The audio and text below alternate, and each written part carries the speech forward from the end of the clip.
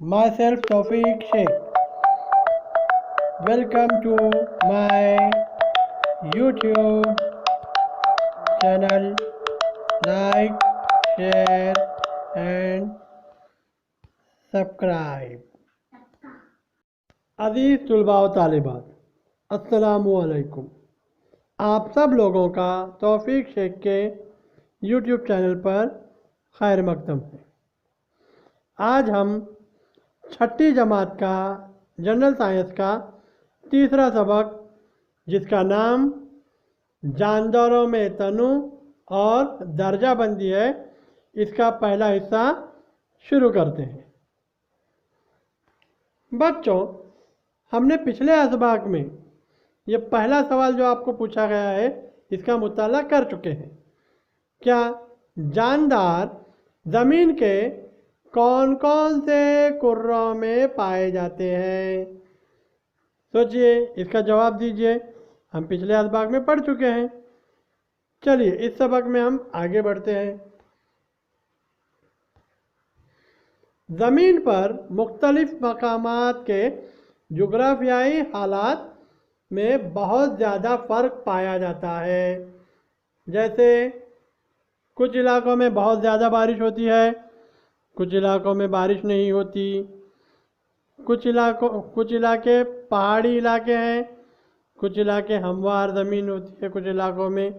यानी जोग्राफियाई हालात ज़मीन पर मुख्तलिफ मकामात पर मुख्तलिफ होते हैं, लेकिन इस मुख्तलिफ हालात में भी जानदार ज़िंदा रहते हैं। कैसे? क्योंकि जानदार जिस माहौल में रहते हैं, जिस जगह रहते हैं, वहाँ के माहौल में अपने आप को ढाल लेते हैं। जानदारों में माहौल से मुताबिकत पैदा करने की सलाहियत मौजूद होती है। इसीलिए मुख्तलिफ किस्म के जानदार बाकी हैं। समझ में आया बच्चों कि जानदारों में अपने आप को माहौल में ढालने की सलाहियत मौजूद होती है। इसीलिए मुख्तलिफ जानदार इस दुनिया में मुख्तलिफ किस्म के जानदार बाकी हैं। आपने जो नबातात और हैवानात देखे हैं, क्या तमाम एक जैसे हैं? आपके अतराफ में आपने बहुत जानदारों को देखा होगा, बहुत नबातात को भी देखा होगा। क्या वो एक जैसे हैं? फ़र्क है ना? कुत्ता अलग, बिल्ली अलग, आम का दरख्त अलग, गुलाब का पौधा अलग। ठीक है बच्चों, फ़र्क नज़र आता है ना आपको? क्या ये तमाम एक जैसे हैं? नहीं, ये अलग अलग है। तो इस सबक में हम इसी बारे में पढ़ने वाले हैं। चलिए आज हम पहला पॉइंट शुरू करते हैं। पहला पार्ट, नबातात में तनु, डाइवर्सिटी इन प्लांट।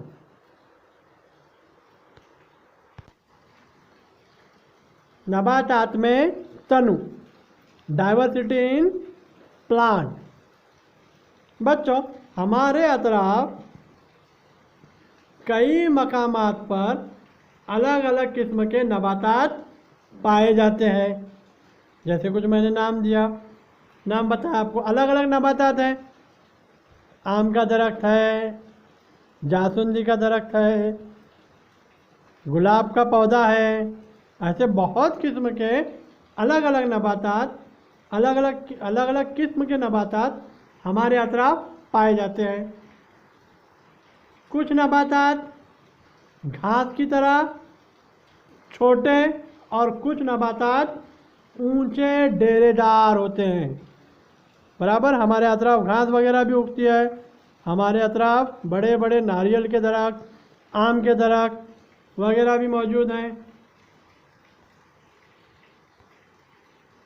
कुछ नबातात पानी के अंदर रहते हैं, कुछ नबातात पानी पर तैरते हैं, और कुछ नबातात रेगिस्तान में भी उगते हैं। यानी उन रेगिस्तान में मतलब वहाँ पानी की बहुत किल्लत होती है, लेकिन कुछ नबातात तो वहाँ भी उगते हैं। मिसाल के तौर पर नागफनी का पौधा, बबूल, ये रेगिस्तान में उगते हैं।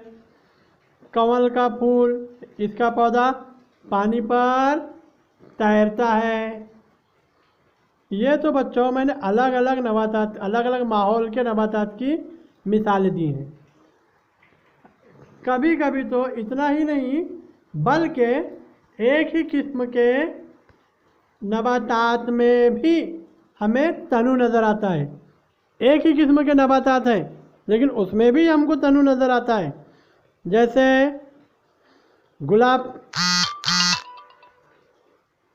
आपने देखा होगा कि गुलाब की मुख्तलिफ किस्में होती हैं, आप देखे होंगे। उसी तरह मुख्तलिफ जायकों के आम, हापुस आम, पायरी आम, ऐसे मुख्तलिफ आम के जायके भी आपने देखे होंगे, चखे होंगे। मुख्तलिफ जायकों के आम, चावल या गेहूँ की मुख्तलिफ किस्में, यानी एक किस्म के होते हुए भी नबातात में तनु पाया जाता है। कुछ नबातात तो बच्चों ऐसे होते हैं जिनमें जड़, तना या पत्ते नहीं पाए जाते, वो आम नबातात से मुख्तलिफ होते हैं।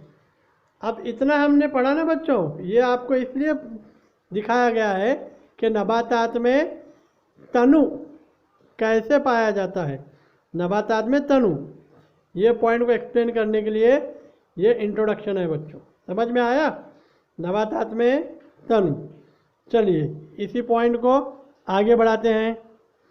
आपकी किताब में मुख्तलिफ अशकाल दी गई है, मुख्तलिफ सीन दिया गया है, उसे गौर से देखिए और आपको समझ में आएगा कि नबातात मौजूद हैं, कुछ बड़े हैं, कुछ घास है, कुछ पानी में मौजूद हैं, है ना।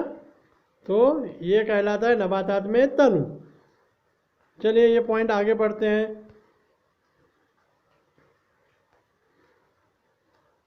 अब पिछले असबाग में हम पढ़ चुके हैं, जो नबातात सूरज की रोशनी में अपनी ग़िज़ा खुद तैयार करते हैं इन्हें खुद कफ़ील कहते हैं।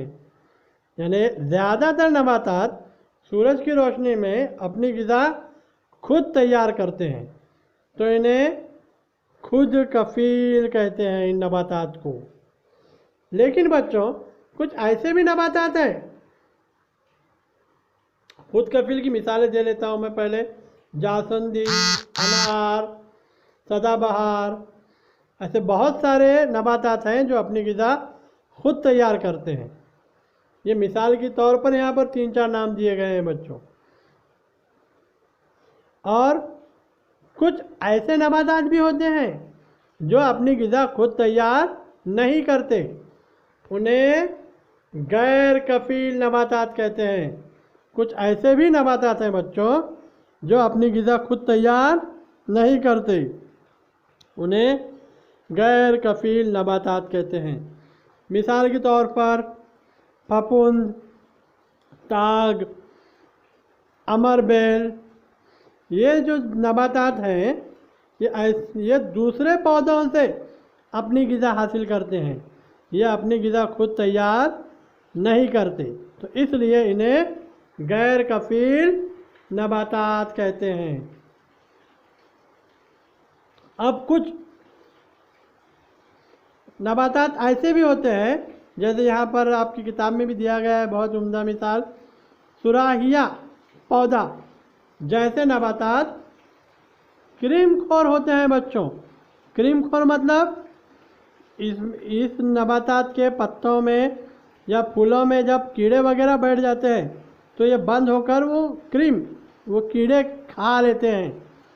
इसलिए सुराहिया पौधा, जैसे ये सुराहिया एक पौधे का नाम है बच्चों जो कि क्रीमखोर है। आया समझ में बच्चों? चलिए आगे बढ़ते हैं। और एक बार रिपीट करता हूँ, ये कुछ नबातात, ज़्यादातर नबातात अपनी ग़िज़ा खुद तैयार करते हैं, इसलिए उन्हें खुद कफिल कहते हैं। कुछ नबातात अपनी ग़िज़ा खुद तैयार नहीं करते, उन्हें गैर कफिल कहते हैं। और सुराहिया पौधा जैसे कुछ नबातात हैं जो क्रीम खोर कहलाते हैं। चलिए आगे बढ़ते हैं।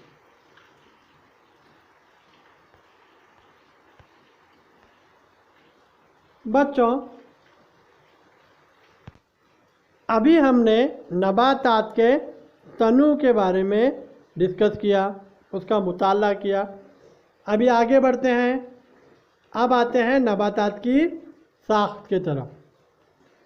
आप पिछली जमातों में पढ़ चुके होंगे, और एक बार देखेंगे, डिटेल में देखेंगे। नबातात की साख्त। आमतौर पर बच्चों नबातात के दो हिस्से होते हैं। एक हिस्सा हमें ज़मीन के ऊपर दिखाई देता है, जिसे हम तना वगैरह कहते हैं, तना कहते हैं, जो ज़मीन के ऊपर दिखाई देता है हमको। और एक हिस्सा ज़मीन के अंदर होता है, जिसे हम जड़ कहते हैं। अब बेसिकली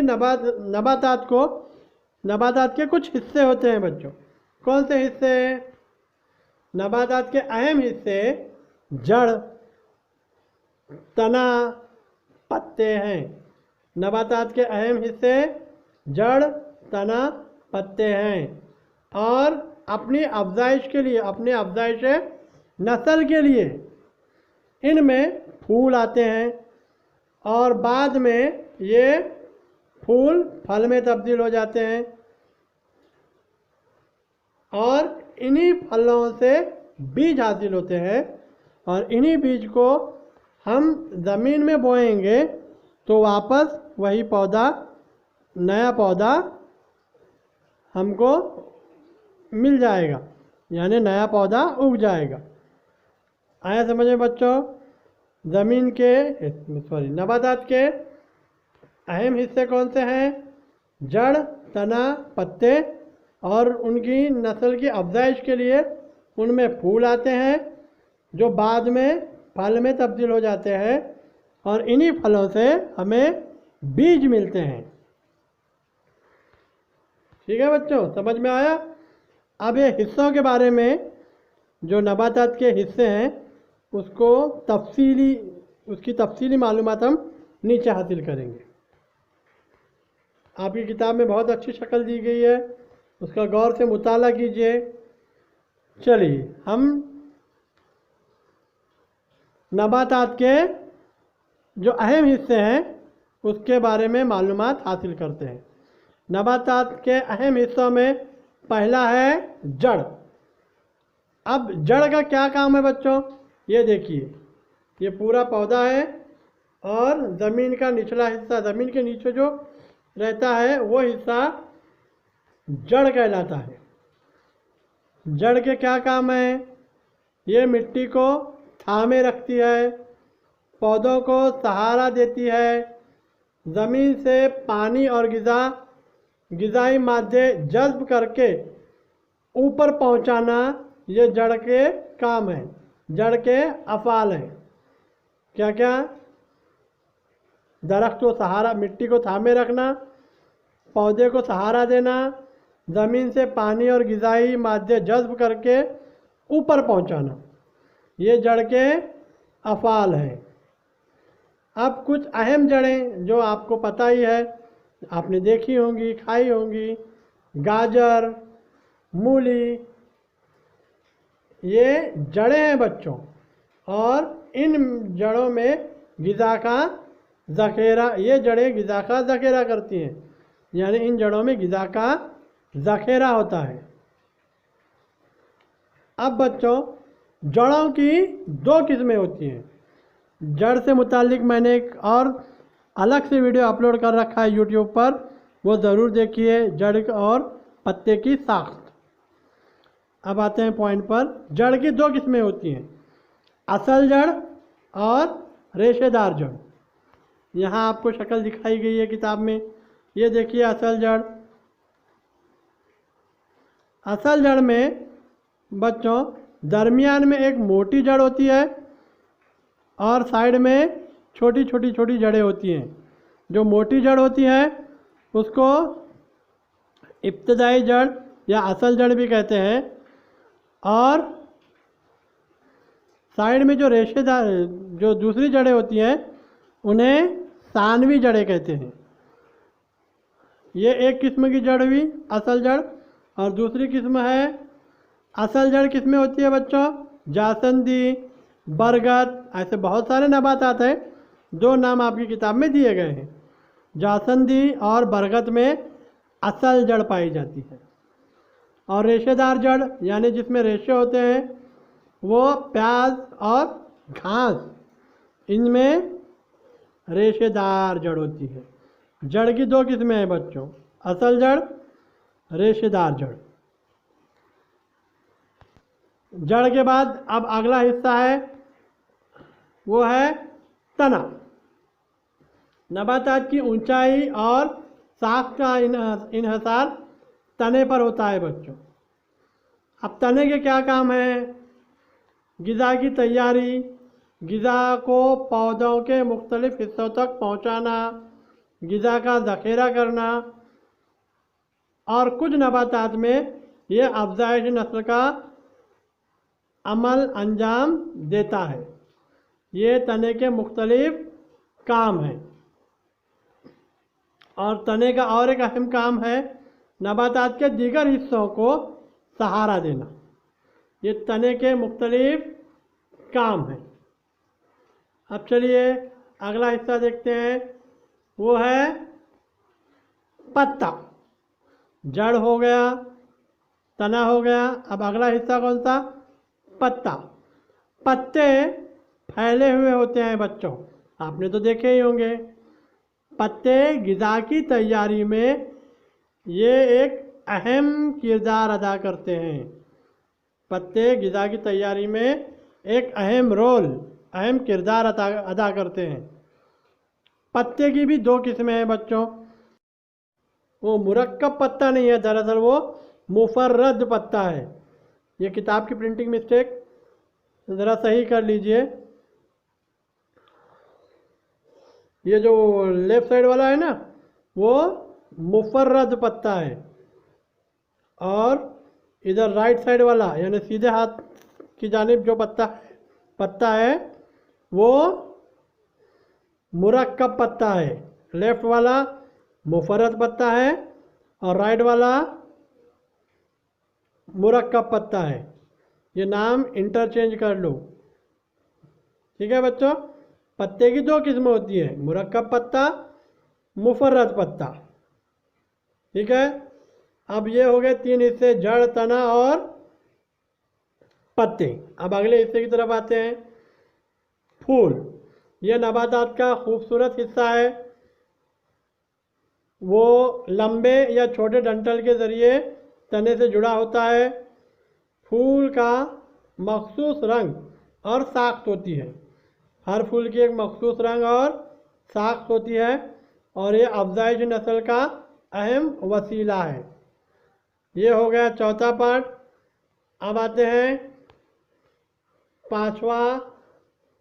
पांचवें हिस्से की तरफ, वो है फल। फल मुख्तलिफ साख्त के होते हैं। फलों में एक या एक से ज़ायद बीज होते हैं, यानी फलों में एक बीज भी हो सकता है और एक से ज़ायद बीज भी हो सकते हैं। जैसे आप आम देखे होंगे, आम की गुठली बराबर, उसमें एक बीज होता है। लेकिन वहीं आप फनस अगर देखेंगे तो फनस के मगज़ में बहुत सारी कली होते हैं और हर कली में एक बीज होता है। या मिसाल के तौर पर आपको दूसरे भी दिए गए हैं, सेम मटर की फलियाँ, ये भी फल ही है बच्चों।